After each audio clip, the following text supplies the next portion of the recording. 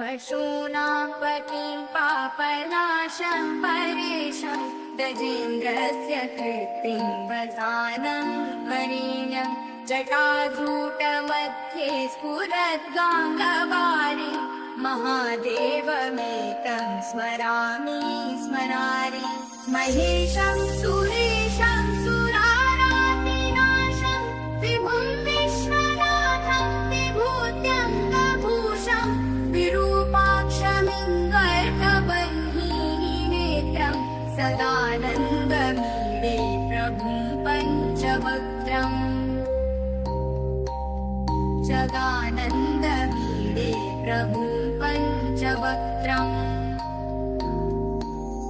गिरीशं गणेशं गणे नीलवर्णं गवेन्द्राधिरूढं गुणातीतरूपं भवं भास्वरं भस्मनाभूषिताङ्गं भवानीकलत्रं भजे पञ्चवक्त्रं शिवाकान्तशम्भो शशाकान्तमौले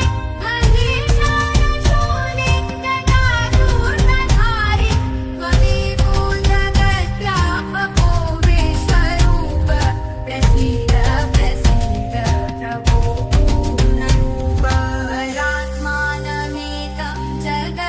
जगद्बीजमाद्यं निरीहं निराकारं ओङ्कारवेद्यं यतो जायते पाल्यते येन विश्वं तमीशं भजे लीयते यत्र विश्वं न भूमिर्गजापो न मन्ये न वायो न चाकाशमस्ति न तन्द्रा न निद्रा न दोषं न शीतं न देशो न वेशो न यस्यास्ति मुक्तिं न मीडे अजं शाश्वतं कारणं कारणानां शिवं केवलं भासकं भासकानां तुरीयं नमः पारमात्यन्तहीनं प्रपद्ये परं पावनं द्वैतहीनं नमस्ते नमस्ते विभो विश्वमूर्ते नमस्ते नमस्ते चिदानन्दमूर्ते नमस्ते नमस्ते तपोयोगगम्य नमस्ते नमस्ते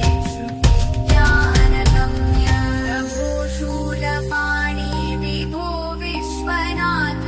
महादेव शम्भो महेश त्रिनेत्र शिवाकन्त शान्त स्मरारे पुरारे त्वदन्यो वरे